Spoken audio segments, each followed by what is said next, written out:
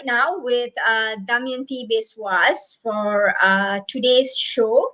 And we're going to talk about Damyanti's new book, which is You Beneath Your Skin, and also some of the very valuable marketing tips from her as well for you to become a best-selling author. So I'm so excited to be welcoming Damyanti in today's show. Damyanti, welcome to our show today, and I'm very happy to have you here. How are you? Hi, Jasvina. I'm very good, and hello, everyone. I'm so pleased to be here. Very excited. A podcast is always a lovely way to interact and reach out to so many people. So I'm very excited. Right. So talking about your book, right? I mean, before we discuss about your book, probably would you like to explain a little bit or probably introduce about yourself, where you're from, what are you doing currently? I'm Damyanti Biswas. I live in sunny Singapore. You can see the sun streaming in from the window. And I have been writing for about 12 to 13 years now. My blog, Daily Write, just turned 12. And I think the length of the blogging journey has also been the length of my writing journey. Uh, Mhm. about 8 or 9 years ago, I turned a full time writer because before that, freelance writing. Now I'm into writing fiction, and right now I'm more or less a novelist, and I write the occasional short story, flash fiction. So that's me. Ah, right. So, speaking about your background, I mean, did you get the official, probably formal education in writing, or have you been dabbling in journalism before this, prior to publishing a book? I have to say zero. I have had no real formal education, no MFA behind me. I have done a lot of courses again online and also in person in Singapore. There's been quite a few opportunities with tutors from Birkbeck, Goldsmith coming down here. And also in the US, there's this site called Literary Actor where I've taken like tons of online courses, and I think I'm more of a self-educated writer. I have brought myself up, and now I have a novel to show for it. So yeah. Uh-huh.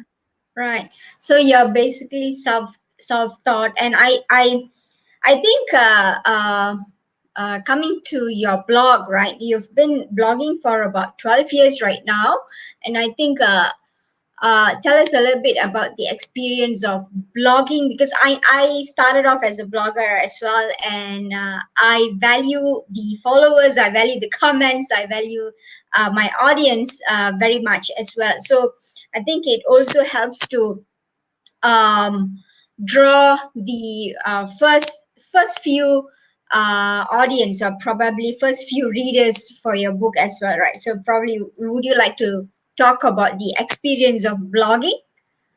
So I started blogging in 2008 on the 6th of January. So it's exactly been 12 years. So every New Year, so it was part of one of those New Year resolution things where uh, I'll write every day, and that's why I called it daily write, like a pun on write, a daily ritual of sorts. And I thought, you're going to be a because I have seen a lot of talk about writing, write about writing, read about writing, but not writing enough. So I thought, mhm, well, if I am writing, if I'm interested in writing, at that time I had no clue I would be a writer. I probably thought it would be like a hobby, a passion, maybe, but not a full time thing. And because I know writing doesn't really pay much, so I was like, do you really want to do this? And I started with blogging, and I think I saw crickets the first year, and that's what with every blog. Unless you start a blog, you've already had blogs before. You don't know what to do, so there were crickets for almost 6 7 months. Then slowly I started developing a community around me, and I think Daily Write now with about more than 40,000 subscribers. has got its own community of people from all over the world. That I have friends in South Africa, in Europe, in London, New York, all states, in Japan, in Singapore, Malaysia, India, and so many places in between. So it's been a really enriching experience, and I've learned so much from it. Yeah. Right. Awesome. I think because of that, and because of the fact that you have been able to create a community, I think once your book is out, it's probably easier for you to set the direction of your marketing efforts, right? So we can see your book up there, and probably would like to you would Yes. like to Me too. talk to us a little bit about uh, Yes, for it's very important to talk about my book because all my proceeds go to these two non-profits. One is Project Y, and the other is Stop Acid Attacks. And with the recent release of the movie Chapak, it has been in the limelight in India, thank God. After a lot of years, it deserved to be in the spotlight for a long, long time. And for me, I'm hustling causes with this book. I don't know if I would have done any marketing at all if I was not kind of giving away my proceeds, because writers are reclusive. I am, you wouldn't probably make out, but I'm a huge recluse myself. I don't really like to go out and talk. I'd rather hide in the bed and read a book. But you know you have to get out, have to make this aware that there's this every single thousands and thousands of books published, self-published, traditionally published, hybrid published. There's just so much noise out there. How do you stand out above that noise, and how do you make people aware of the book? And your work hard to ensure it's a good product. Yes, I call it a product, not my baby anymore. It's a product, and it's go out in the world, do its thing, and my job is to do that thing. So that's where I'm constantly saying, "Yo, look, here's my book," etc., etc. And slowly people start, and the time comes, and it has done for me, that readers who have already read the book, they are talking about it. So it's organic, and that's the mm-mm, way I like to generate when you're marketing a book. mhm. Right. So being a blogger all this while, and also since this is your debut book, right? So prior to actually starting to write that book, the book that you have published right now, do you how did you, like, how did the idea of writing a book sparked your mind, and and also did you actually speak to your blogging community about the idea, and did you actually go back to them asking about suggestions?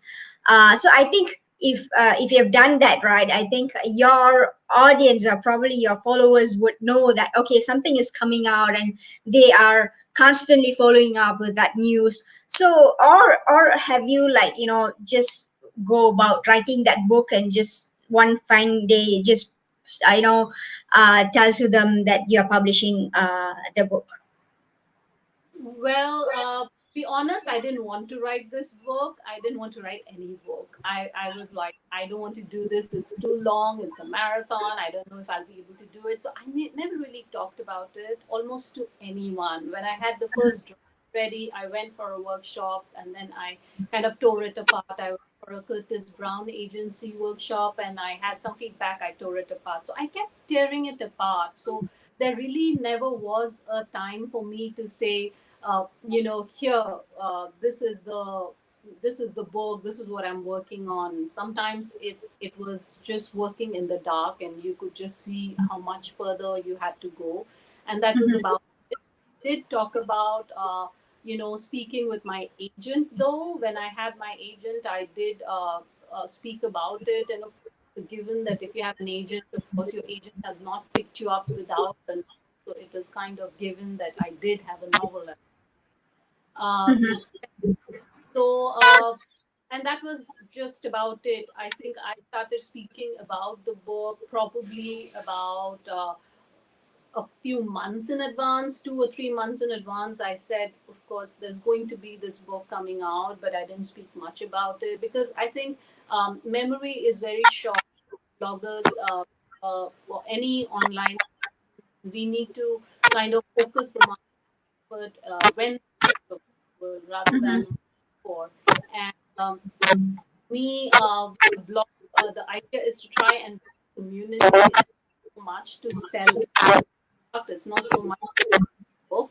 The book kind of sells itself. I don't do much of overt marketing, like, like I just now said, oh, look at my, but I don't do that a lot. Mm-hmm. Uh, for me, I think with the blog, people are friends, and I have known some of 12 years, uh, they have, I have shared my losses, I've shared my joys with them. So I don't really hard sell anytime, but I have been very lucky that the blogging community has been very kind. They've been very supportive, and they have given me more than I have ever given them, and I have no clue how to, show my gratitude. This time I'm doing a giveaway, giving away 12 anniversary of my blog, but that's like a teeny tiny thing. So no, I've really been marketing my book to my blog audience. I have just shared my journey wherever possible. I have spoken about, the difficulties, the challenges, and I've had uh, a lot of support that way. Blogging friends who have come and they have reviewed the book, they have shared on social media, but I posted about the book. I don't do much of buy my book. No. Mm-hmm. Right. So, speaking about the idea to write this book, like, why did you actually, thought of actually writing this book? And maybe you could talk about that. And also, your book has some elements of the I mean, social issues definitely, and also acid attacks about that as well, right? So what actually sparked the idea of writing that book? Is it because you would want to highlight this particular social issue to the public out there, or it's just purely out of your imagination and just one day you wanted to write a book on that? So as usual, the truth is somewhere in between the spectrum. The truth is always, it's never, oh, this is me, and it's never, this was the idea. For me, usually all my stories start with characters. They start with the voice or the sensory image, whether it's a smell, whether it's it's a sound. And to for this novel, it starts with Anjali. Anjali's character back. So I used to writing exercise a fair amount of time there would be tension. And I realized this conflict, perfectionism as uh, you know uh, flaws, or a son who she wishes were more perfect, having an affair with a married man. And as I kept on exploring Anjali, I think the other characters came up. Her son came up, Nikhil. Her lover came up, Jatin. And then Jatin's sister, Maya, who was Anjali's friend. And kind of, as I discovered Anjali, I discovered the novel. For me, I never really thought about social issues because as a reader, I kind of do not like being lectured to, so I do not like lecturing to my readers. So uh, I would write a story if there is something in it to take away. It is up to the reader; they hold the power once the book is done. So I didn't really think about any social message or I need to highlight acid attacks. Really, acid attacks were not even part of the picture till about the third draft. By that Mm-hmm. time, there would be one violence. Some I wanted something that was very visible, and I went about searching acid attacks, and it happens in India. And at that time, I was unaware that this would happen with regularity. And I went on to do more and more research. I met acid attack survivors, and it was when I met them that I think the story changed, because I realized you cannot exploit someone's devastation, someone's pain. You have to either portray it authentically or just step back and not use it, because that's just not who you are. I face myself in the mirror if I did that. So I kind of went in, I explored a lot more, and Anjali's story came from. Did not think about any social messaging till the time it was, it was, I was talking to the publisher, the marketing, and all of that, and like, what do you talk about? What are the issues in your book? And then I realized, okay, so I do have issues in my book which trickle down through. Even the giving away proceeds was not from here. It was somebody project by a child who said, Didi, आपको नहीं चाहिए. You don't want money, then you should give it to us. Because I was telling them, I don't want to do all this marketing, guys. I'm just going to let the book go out there and do its thing, and not, I'm going to sleep. Like, I'm going to write my next book. And he was like, oh, you don't want the money, give it to us. And then it was like a slap on my face, because I'm like, look at the privileged brat you are, that you are thinking you're going to take this book, like dump it on the world and just disappear. But how is that? Because if there is a way for you to make a difference, then why not? And that Mhm. is when the idea came about donating the proceeds to stop acid attacks and to Project Y. And both these organizations, excellent work. I've known Project Y for more than 10 years, 12 years. I know Stop Acid Attack 4 to 5 years now, ever since I started doing my research. I've really done more work with Project Y than Stop Acid Attacks. But to me, both the causes are very dear to my heart. And I that's where I kind of realized that this is how my market is going to go. I'm going to talk about my business. I'm not going to talk about anything else. Yeah. Uh-huh, right. So that's uh, pretty interesting to learn about how you actually stumble upon stop acid attacks survivors, and I think how you eventually had the thought of donating the proceeds to the organizations, right? And also coming to you, the decision of publishing a book, and you did mention that you have a publisher, so this book is definitely traditionally published, right? So speak about, I mean, would you explain to us about how you land an opportunity to publish the book traditionally? How did that process work for you? Painfully slow, very painfully and very slowly. But that's the Uh-huh. of all books, whether they're traditionally published or even self-published. There's a lot of effort that goes behind it, and to me, my journey was more of finding an agent first, because I had a lot of published friends via my blog and via other places, the workshops I had taken, and I realized that you need an agent, and I read a lot about the publishing industry from other blogs. Surprise, surprise. So yeah, for me, I went for an agent first. I got an agent surprisingly easily. I got four agents, in fact. I got to choose one, and I thought, oh God, I have my life made. Now I'm like done. There's like this big deal waiting for me. But unfortunately, at that time, Brexit happened, and just right Mm, after Trump happened. So, the political scenario changed quite a lot. So, a book by an outsider, an Indian living in Singapore, about a story set in New Delhi, suddenly did not, it entailed more risk benefit, and publishing is all about a risk benefit analysis. So you figure out what makes you money, and because it's a business, it's not art.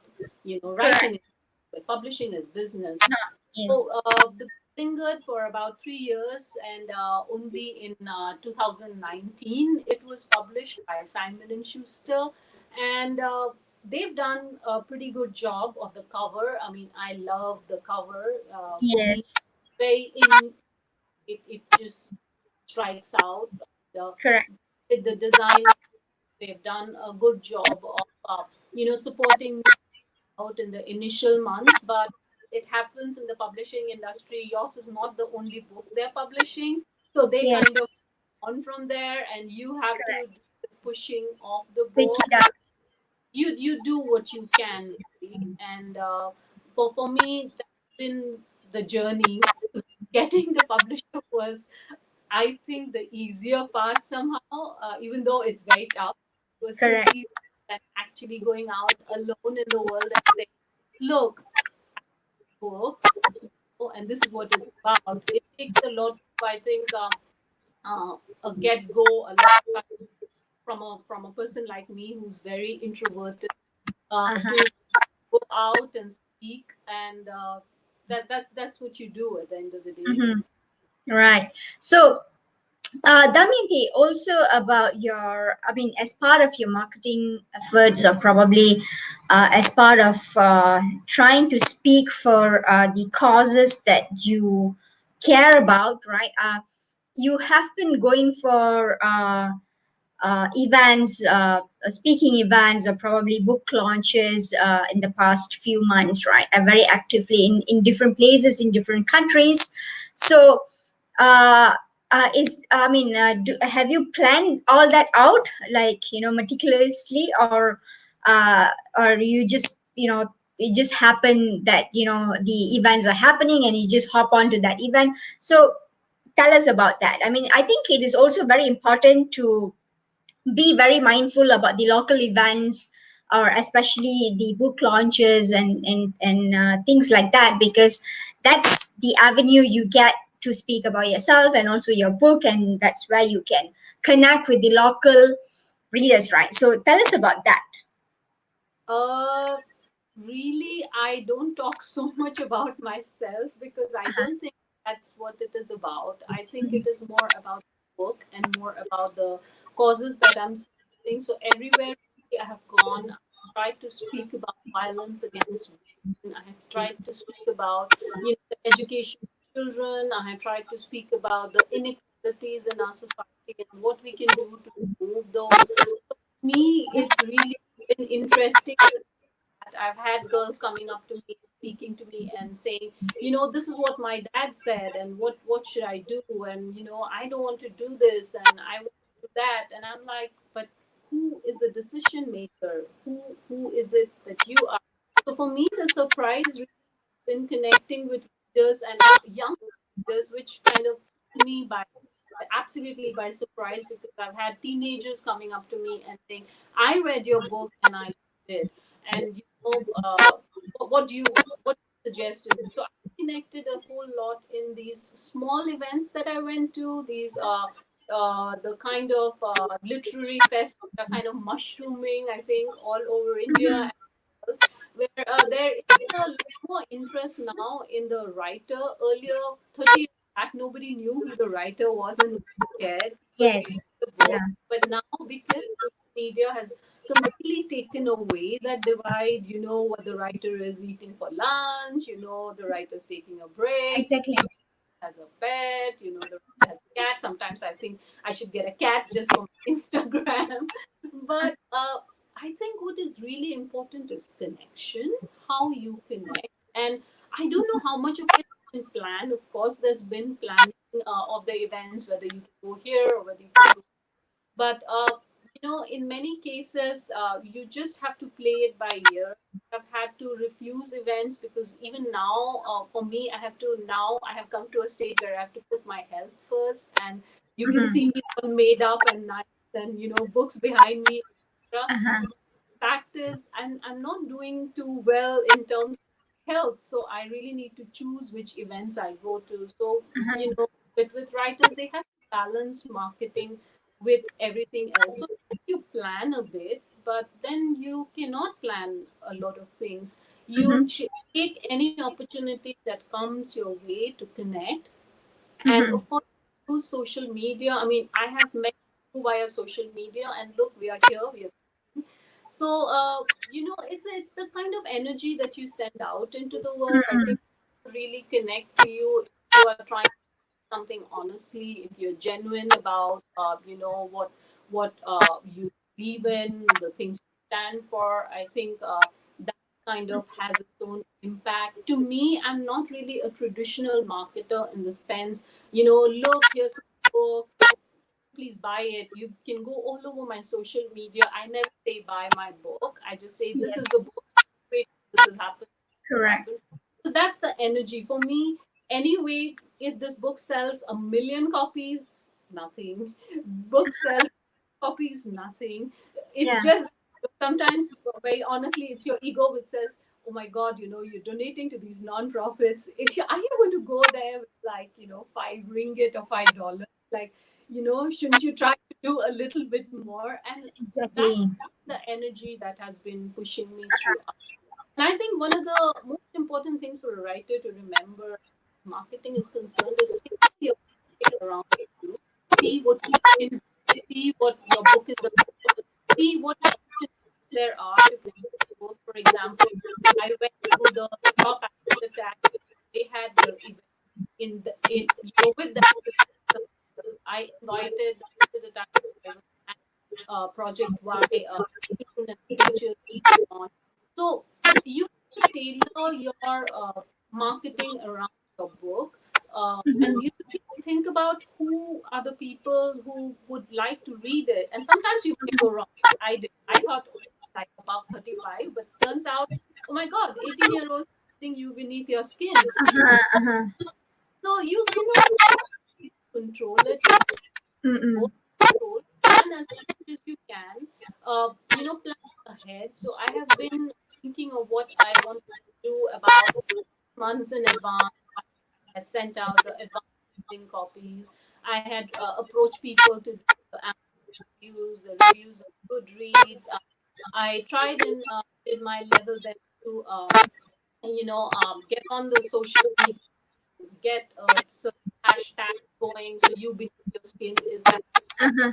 I connected with two social organizations, so Project Stop Acid Attack, connected with their and gave them a boost wherever possible. So it was you really need to think a little bit in advance, but start late. So start about a month or two before the book gets out, start thinking about the book. But planning about the book has to happen a lot earlier. Figure out where you're going to get your reviews, figure out how you're going to try and do launches, figure out what events can do around the book, the online, offline, figure out what kind of influencers you can connect to, figure out how to tie up with other writers. So I'm part of a group which is Debbie Authors, for 2019. So we are all supporting each other. So you Mhm. need to figure out who is are the people who are going to support your book. So I reached out to a lot of my blogging friends at that stage, saying, would you like to? Because they've read my fiction before, they have read of my work before, and they were like, okay, I trust you to give you a few hours of my life to see what's going on. And also I think what works out is be a good person, I think, in the sense that just generally do things that are even via your blog, even via your social media. It sounds very simple, but like, don't be a douche. So Mm-mm. nice gets you a long way, because I think people connect to nice people, connect to other nice people, connect to other nice people. And in the writing world, it's famous for its bitchiness and backbiting and all. Correct. I have to say that I have encountered the positive side of it, positive side of publishing, the positive side of blogging, the positive side Mm-hmm. of the writing world, because I think you find what you. So if you Mm-hmm. see the good stuff, it comes to you. So for me, I have gone and done reviews of other people's books. I have gone and spoken about their books. I have gone and supported people's books, linked up with the book, shared their story. So, and I have done it without thinking, oh, one day I shall have a book and then other people will do it for me. So there's Mm-hmm. no agenda.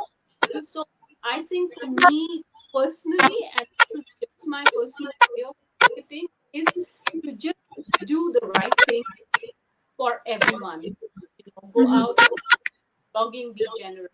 Writing, be generous. When you're into publishing, be generous. So, for example, I'm a mentor, or giving away my time, mentoring this very, very talented writer, and I hope to see his book on the shelf someday. And what I'm doing, it's not because someday he's going to come back and mentor me back. So, Mm-hmm. you have to keep giving and expect, whatever you can in return. And if that's fine as well. Mm-hmm. Right. So, um, speaking about Chapak, right? So, Chapak was released yesterday. That was on my birthday, and I decided to just go for the movie yesterday. I didn't know you Yes, yes. So it was actually a birthday treat, and I was expecting to go for the movie right on my birthday, actually. But um, as you know, in Malaysia, there are not many cinemas that screen Hindi movies. So I was actually very surprised to know that Chapak was actually playing in a cinema in a theater nearby. So what I did was to just get a ticket, and I went for the movie, and it was really amazing because a few years ago, about 4 to 5 years ago, when I started blogging.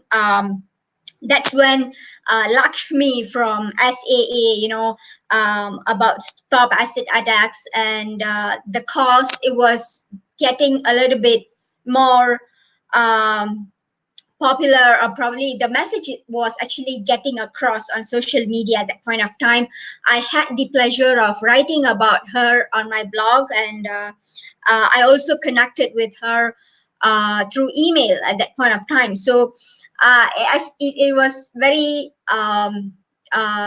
moving, actually. It was so nice to see the whole story being screened in cinema, right? So speaking about that, and also speaking about the causes, I mean, of course, you've been with stop acid attack for some time right now.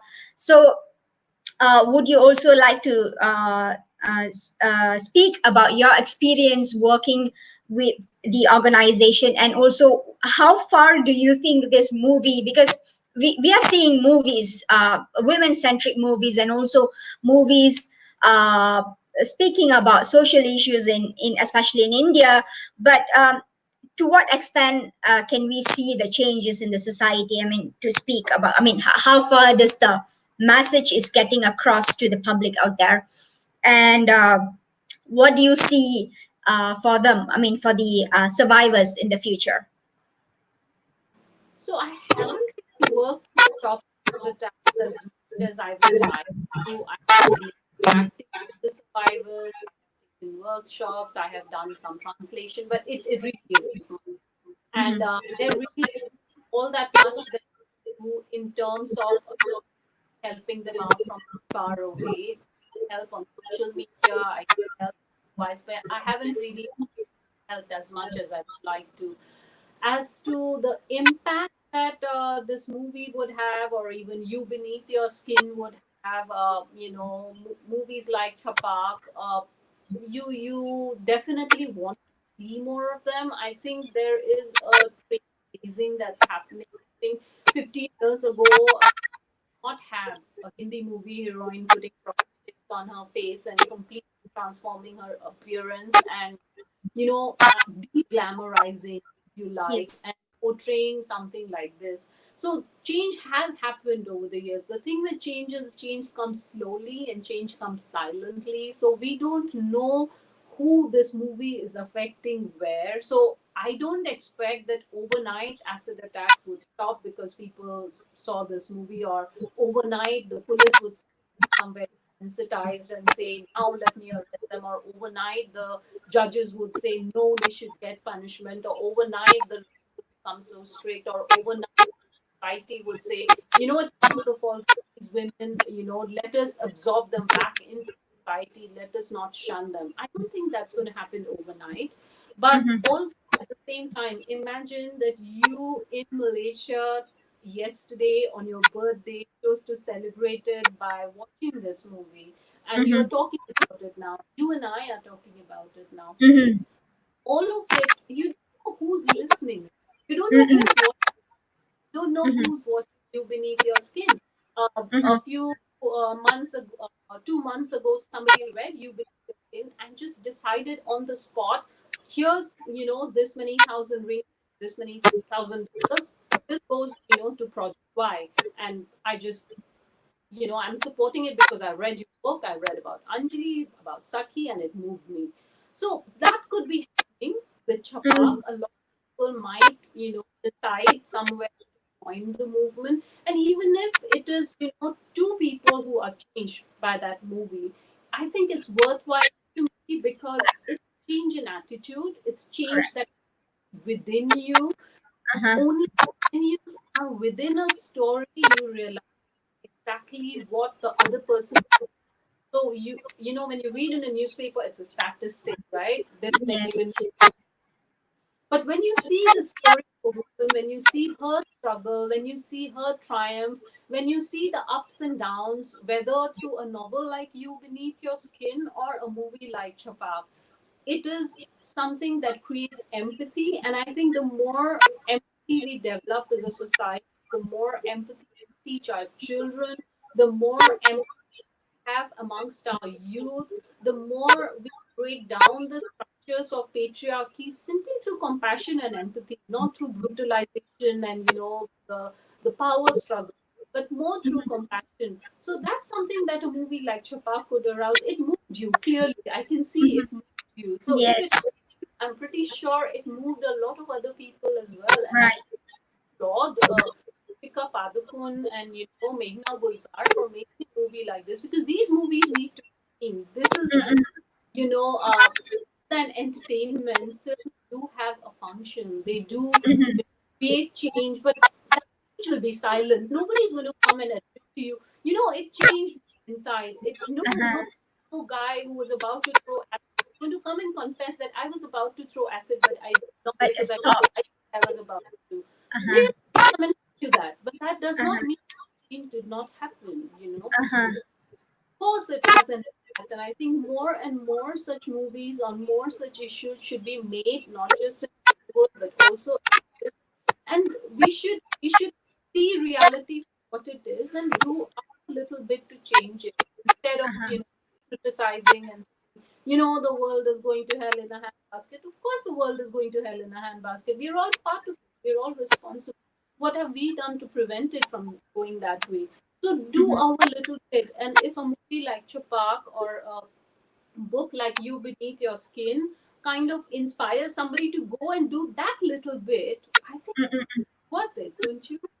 Exactly, exactly. I mean, I just loved how you explained or probably uh, pinpoint the fact that you cannot measure change, to what extent change actually takes place in the society. I think you cannot measure, and I think that is something very valid, that's very legit, because how change happens, or to what extent change happens when a person changes, is not something that's very visible to everybody. And I think movies like Chapak, and also movies like so many other movies, even like Dangle, and movies like that.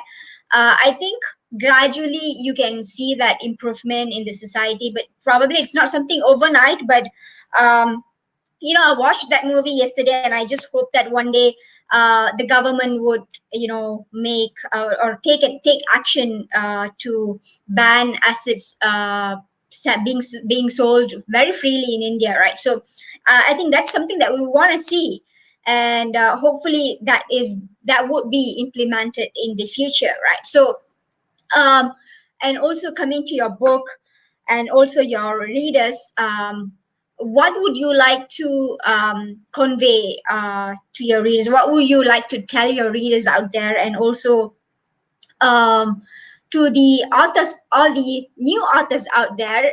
What would your one piece of valuable advice would be for them? That's about three questions in one.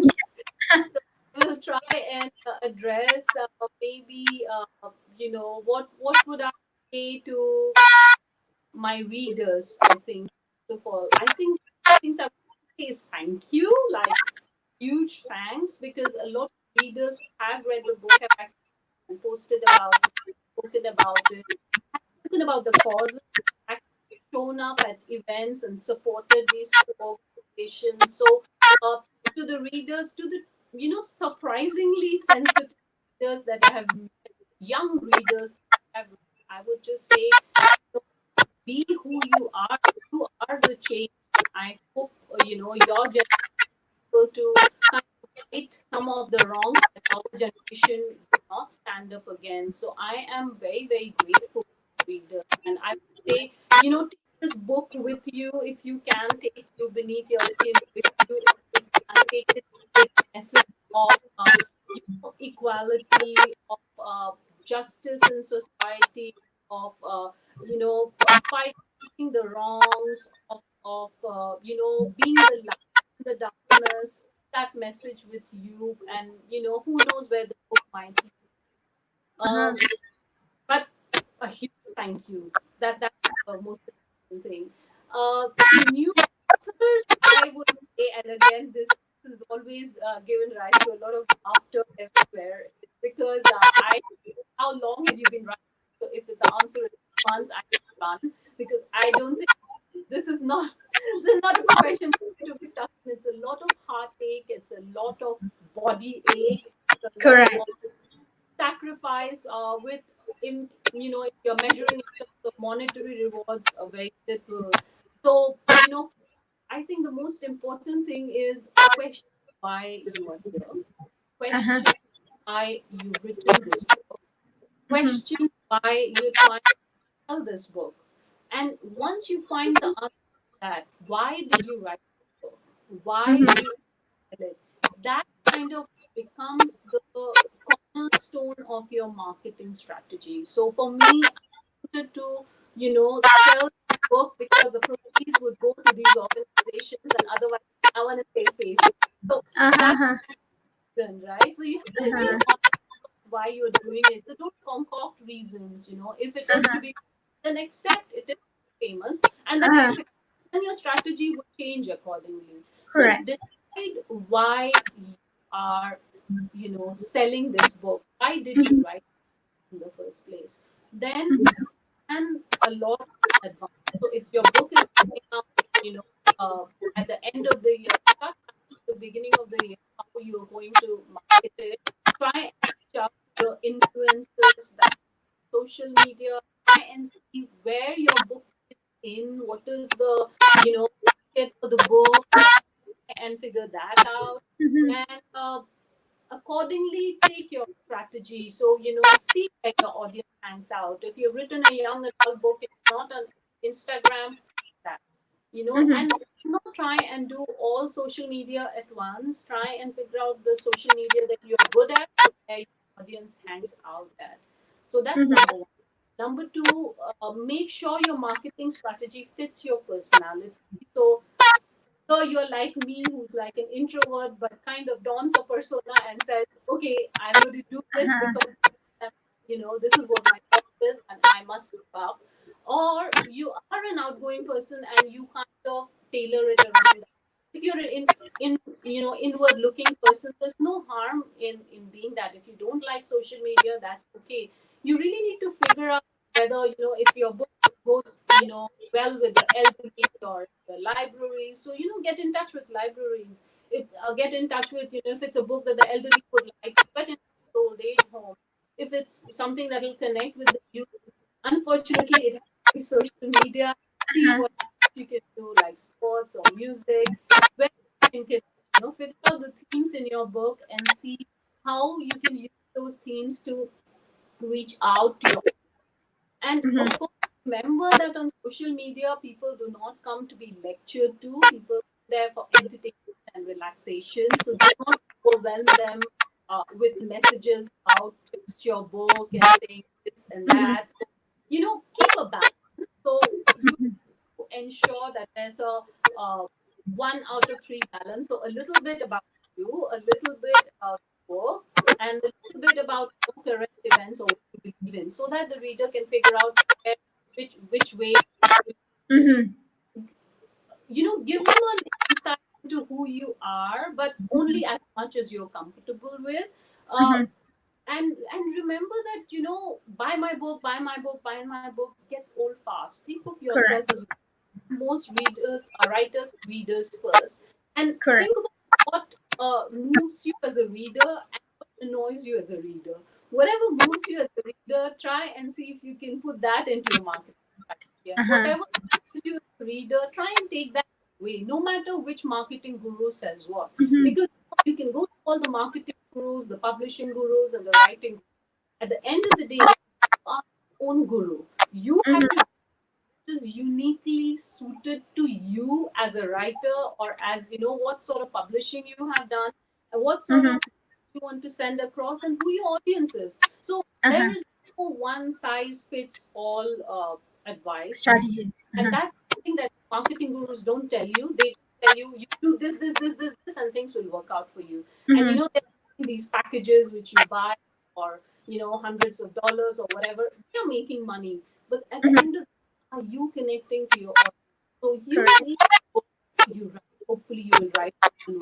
Correct. Use each book to connect your audience, know who your audience is, and ensure you find them. And then after you've written the book, I don't believe Mm-hmm. in writing books for which there is an audience. That's not the sort of writer I am. But Uh-huh. of course there are writers like that, and very successful writers like that. So Mm-hmm. again, back to the question, why did you start writing? Why are you writing this book? So if you're writing this book to make money, of course you have to think about the audience. If you're Mm-hmm. writing a book to get social approval, that's a different thing. So you cannot get, I think success can be defined in three ways. Uh-huh. One is personal satisfaction, second is peer approval, and third is fame and money. Correct. Very rarely do people get all, even Stephen King or Rowling, they don't get peer review. I don't know how much of Yes. their satisfaction that they get, but I Uh-huh. don't think a lot of peer review. Look at all Uh-huh. the Nobel Prize winners. They sell 3,000 copies of a book. That's it. So they get a lot of peer review, probably get internal satisfaction, but they don't make a lot of money, Uh-huh. really. You Uh-huh. have to start this quadrant: self satisfaction, peer approval, and fame and money. Which of the three that you like? So target, all three maybe, but Uh-huh. will only succeed at two. Even the best succeed at two. So choose very early those two are, and Uh-huh. don't compare with others, because everybody else has a different metric of success.